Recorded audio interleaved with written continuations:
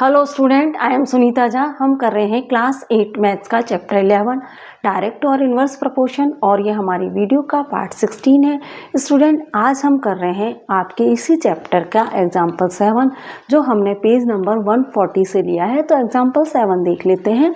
Example 7 है 6 pipe are required to fill a tank in 1 hour 20 minutes. How long will it take if only 5 pipe of the same type are use. यहाँ पे कहा जा रहा है कि एक टैंक है, उसको फिल करने के लिए 6 पाइप यूज़ किए जा रहे हैं और 6 पाइप यूज़ करने पर 1 hour 20 minute लग रहे हैं। तो आप बताइए कि अगर 6 पाइप की जगह 5 पाइप यूज़ किए जाए तो कितना समय लगेगा।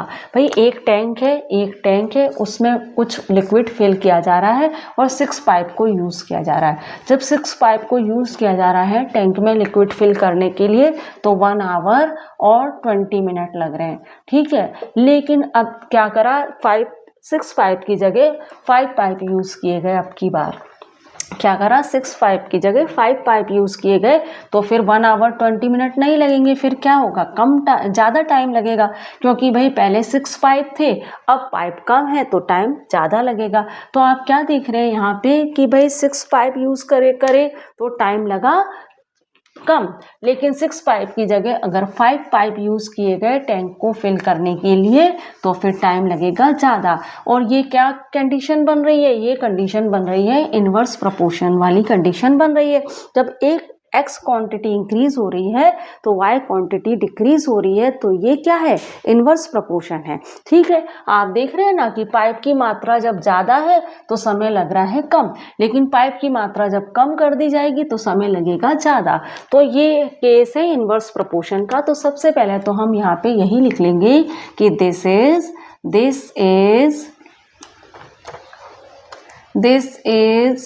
case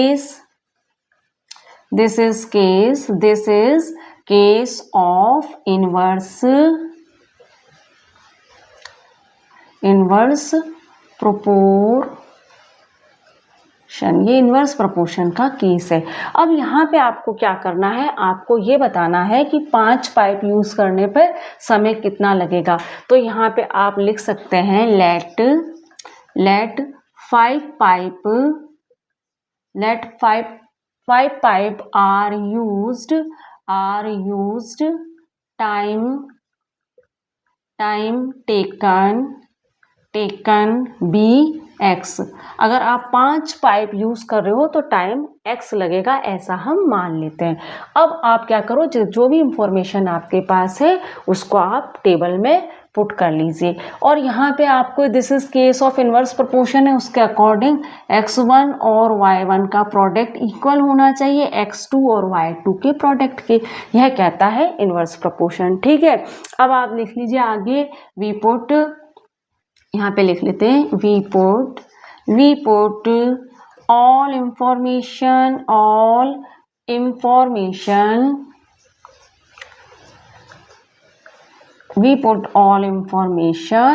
in टेबल में ले लें ऑल इंफॉर्मेशन। अब क्या करें, टेबल में आपके पास 2 क्वांटिटी रहेंगी, एक x क्वांटिटी और दूसरी y क्वांटिटी। x क्वांटिटी तो हम मान लेते हैं नंबर ऑफ पाइप। ठीक है, तो नंबर ऑफ पाइप जो है ना, ये तो हमारी x क्वांटिटी हो गई।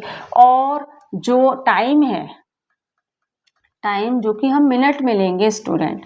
ठीक है,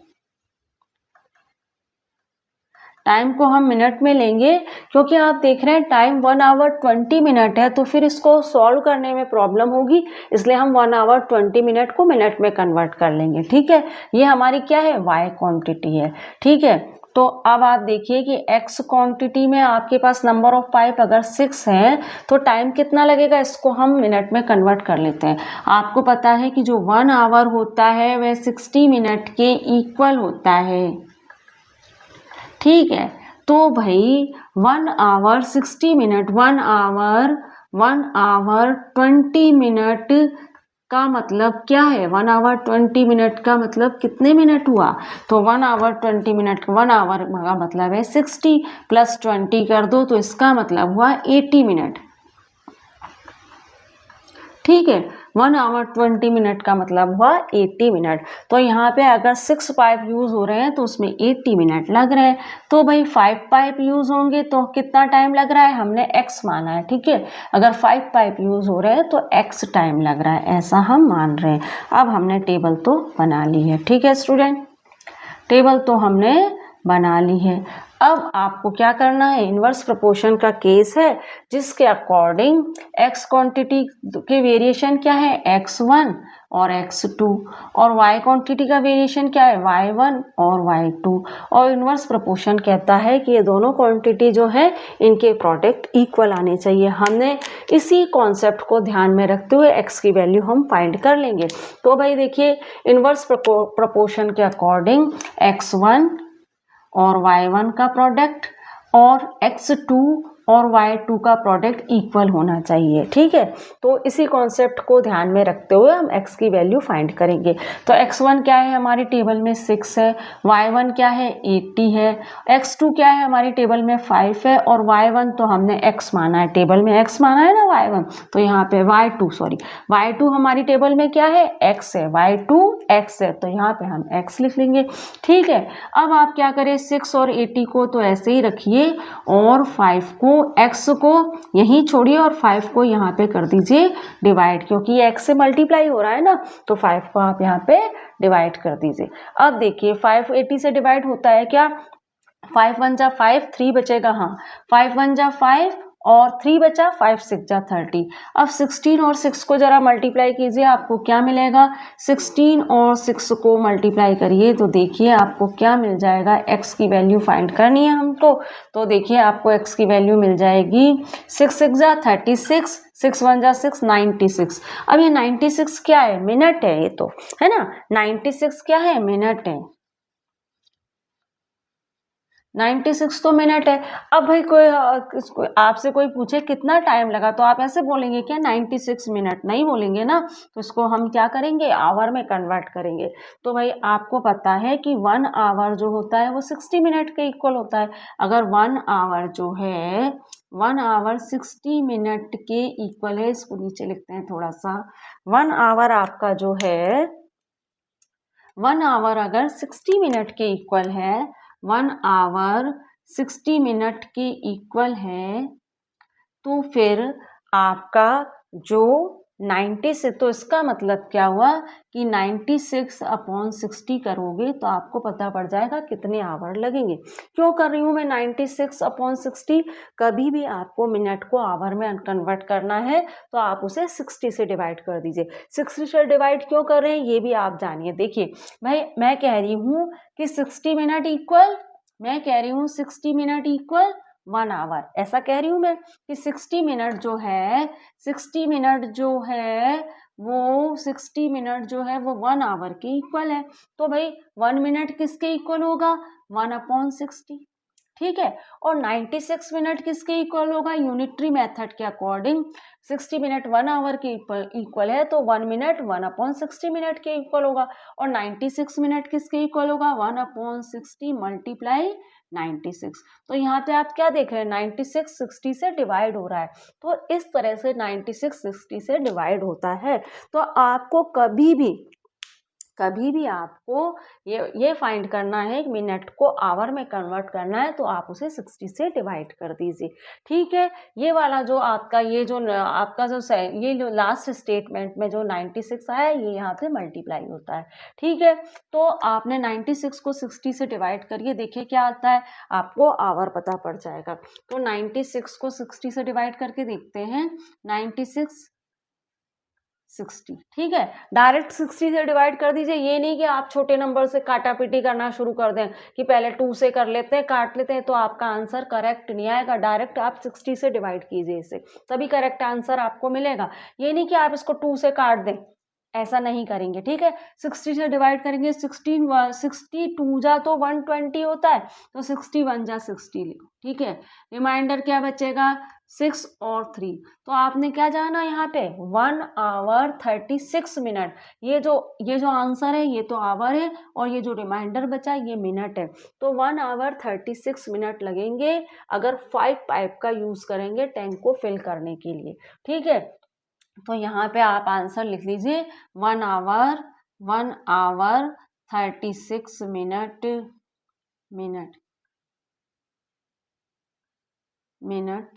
है ना।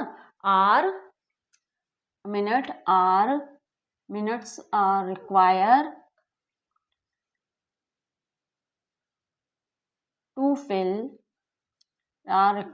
to fill the tank है ना। 1 hour 36 minutes are required to fill the tank when used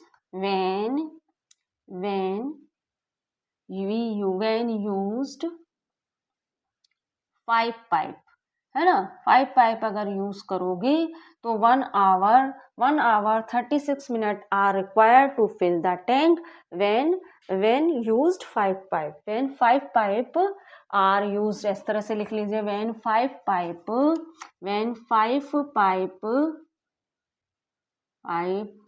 are used। ठीक है, तो ये स्टूडेंट हमने हमारा एग्जाम्पल 7 तो कर लिया है। अब हम एग्जाम्पल 8 भी देख लेते हैं। एग्जाम्पल 8 देख लेते हैं, पेज नंबर 134 से ही लिया है। तो एग्जाम्पल 8 क्या कह रहा है, there are 100 student in a hostel, food provision for them is for 20 days, how long will this provision last if 25 more student join the group. यहाँ पे कहा जा रहा है कि एक हॉस्टल में 100 स्टूडेंट हैं, उनके लिए फूड प्रोविजन जो डे है वो 20 डेज का है। कहने का मतलब ये है कि 100 स्टूडेंट के लिए 20 डेज के भोजन की व्यवस्था है एक हॉस्टल के अंदर। लेकिन क्या हुआ कि स्टूडेंट का नंबर बढ़ गया, 25 स्टूडेंट और हो गए। कहने का मतलब 125 स्टूडेंट हो गए, तो कितने दिन के भोजन की व्यवस्था हो पाएगी ये आपको बताना है। तो यहाँ पे आप देख रहे हो स्टूडेंट कि ये इनवर्स प्रोपोर्शन का केस है। जब नंबर ऑफ स्टूडेंट 100 थे तो 20 दिन के भोजन की व्यवस्था थी, लेकिन जब नंबर ऑफ स्टूडेंट 125 हो जाएंगे तो कम दिन के भोजन की व्यवस्था होगी। ये आइडिया हम लगा सकते हैं। तो ये केस हुआ इनवर्स प्रोपोर्शन का। तो सबसे पहला काम तो हम यहाँ पे यही करेंगे कि when number of student decrease food provision day is increase, है ना। When number of student decrease, सबसे पहले आप यहाँ पे यही लिखिए when number of student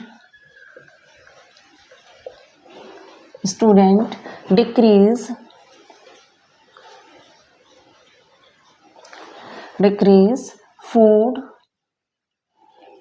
provision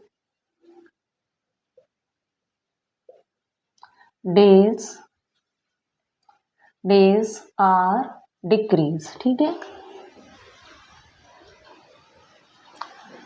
and when number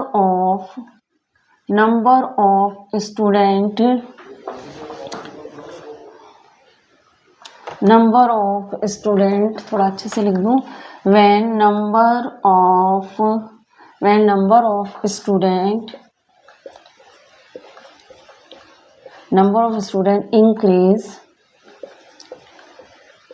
increase food provision days are decrease। ठीक है, अगर नंबर ऑफ स्टूडेंट कम है तो फूड प्रोविजन डे ज़्यादा होंगे, और नंबर ऑफ स्टूडेंट ज़्यादा है तो फूड प्रोविजन डे कम हो जाएंगे। ठीक है, so this is case of direct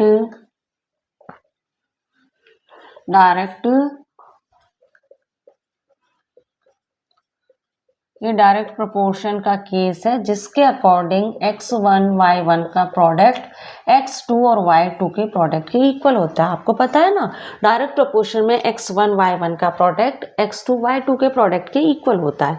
ठीक है, अब यहाँ पे आपको फाइंड क्या करना है, आपको ये फाइंड करना है कि 125 स्टूडेंट होंगे तो फूड प्रोविजन डेज कितने होंगे। ठीक है, तो यहाँ पे आप लिख सकते हैं एक line, suppose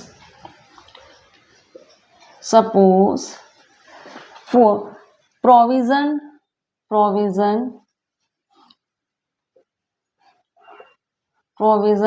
last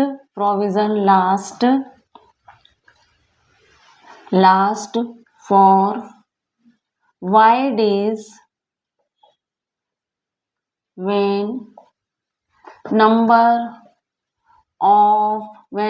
of student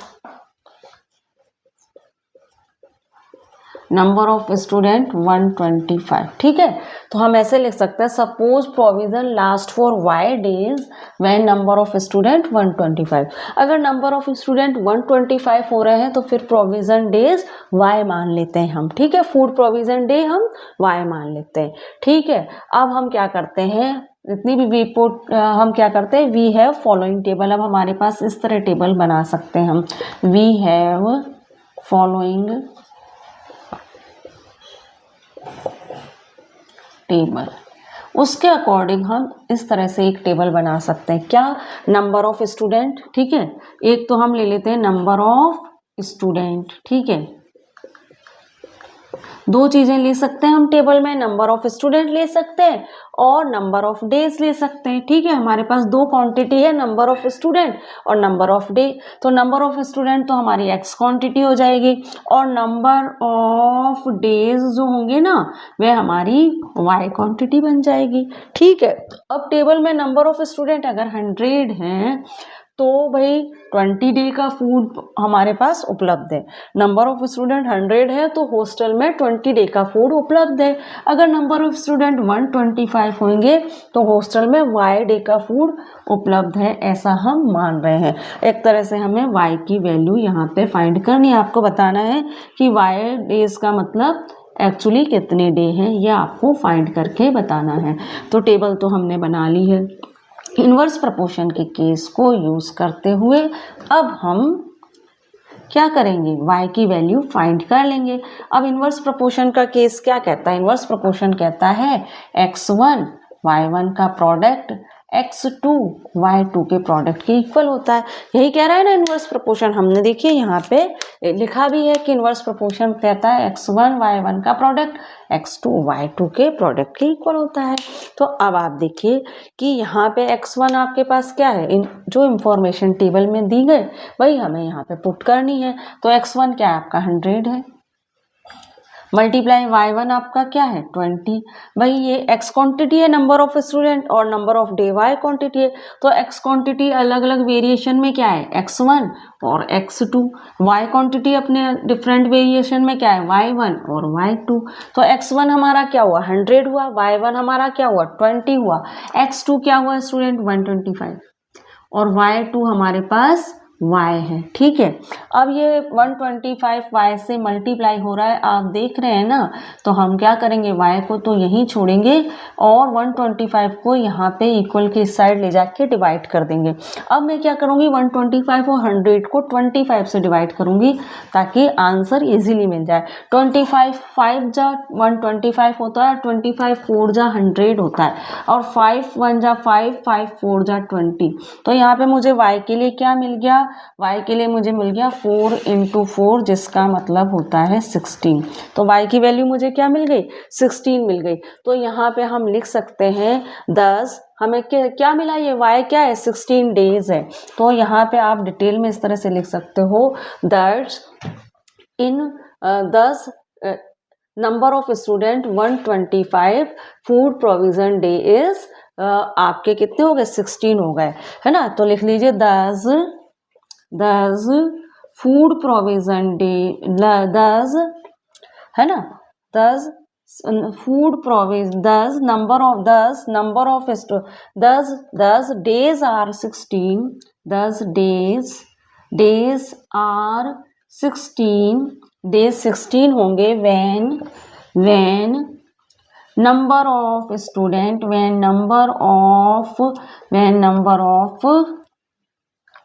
student SUDENT student 125। 10 days are 16 when number of student 125 है ना। तो फूड प्रोविजन डे भी लिख सकते हो या फिर days are 16 when number of student 125। ठीक है, तो ये हमारा आंसर हो गया। अब स्टूडेंट हम इसी आंसर को एक और तरीके से भी निकाल सकते हैं, वह भी मैं आपको सिखा देती हूँ। भाई इन्वर्स प्रोपोर्शन कह रहा है आपसे कि x1 इन्वर्स प्रोपोर्शन कहता है x1 और y1 का प्रोडक्ट और x2 और y2 के प्रोडक्ट के इक्वल होता है, यह आपको इन्वर्स प्रोपोर्शन कहता है। अब एक अल्टरनेट हम इसको एक अलग तरीके से भी तो लिख सकते हैं, तो हम यहाँ पे we can write alternately we can write, हम इसको और कैसे लिख सकते हैं, हम इसको ऐसे लिख सकते हैं भाई x1 जो है इसके पास मैं x2 को ले आऊंगी तो ये क्या हो जाएगा, x1 से हो जाएगा डिवाइड। क्यों हो रहा है x1 से डिवाइड, क्योंकि यहाँ पे y2 से ये मल्टीप्लाई हो रहा है, तो इक्वल के इस साइड लाऊंगी तो x1 से डिवाइड हो जाएगा। और जो y2 है यहाँ पे इस y2 के पास मैं इस y1 को ले आती हूँ और ये यहाँ पे डिवाइड होगा क्योंकि ये x1 से हो रहा था मल्टीप्लाई। हमने ऐसा क्या करा कि जो एक जैसे वेरिएशन थे उनको एक साथ रख लिया, x1 x2 और y2 y1 को एक साथ रख लिया और ये कुछ इस तरह से इसको और सिंप्लीफाई करा तो ये इस तरह से बन गया। तो अल्टरनेटली वी कैन राइट, हम इसको इस तरह से भी लिख सकते हैं। तो यहाँ पे आप लिख लीजिए alternately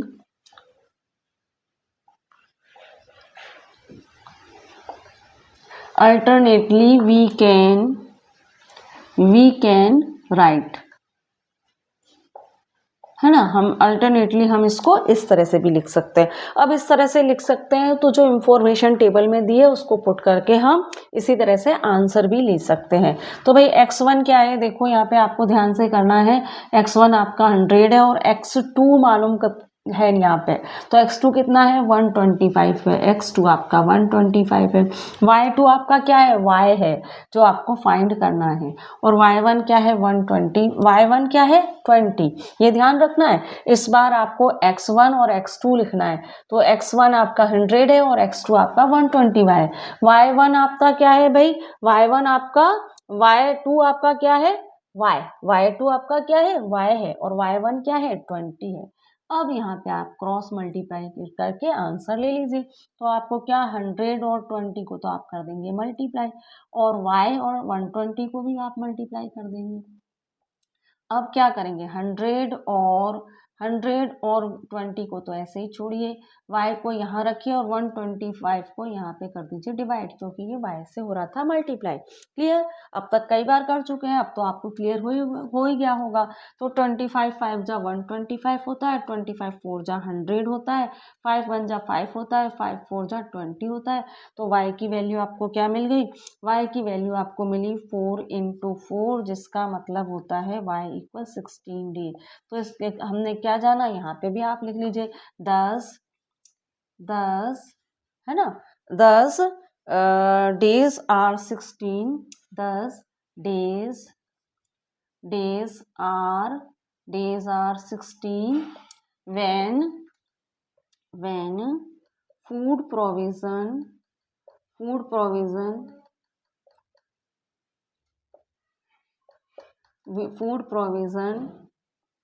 days are 16 when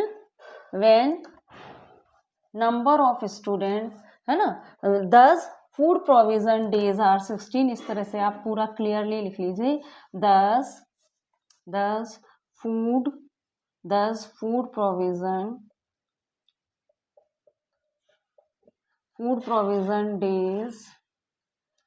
days are 16 when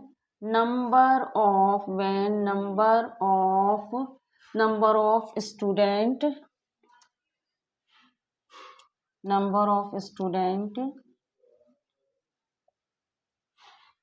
ना 125 है ना। तो 10 food provision days are 16 when number of student 125। तो यहाँ पे मैंने आपको एक अल्टरनेटली हम इसको इस तरह से भी कर सकते हैं, इसको सिंप्लीफाई करेंगे तो आपको ये मिल जाएगा, और आप इसको ऐसे भी कर सकते हैं। ठीक है स्टूडेंट, तो मैंने आपको दोनों तरीके से बता दिया, आपको जो भी ठीक लगे आप कर सकते हैं। ये वाला जो ये जो तरीका निकला है वो यहीं से निकला है, तो मेन तो यही है ना। इन्वर्स प्रोपोर्शन के केस में हम x1 और y1 और x2 y2 को का जो प्रोडक्ट है वो इक्वल होते हैं। ये वाला जो आपका जो अल्टरनेट मेथड निकला है वो यहीं से निकला है, तो आप इसी को यूज़ कीजिए, वो ज़्यादा सही रहेगा। अब एग्जाम्पल 8 हमने कर लिया है, अब एग्जाम्पल 9 में आपको कराऊंगी अगले वीडियो में। तो मिलते हैं हमारे अगले वीडियो में। Thank you for watching student.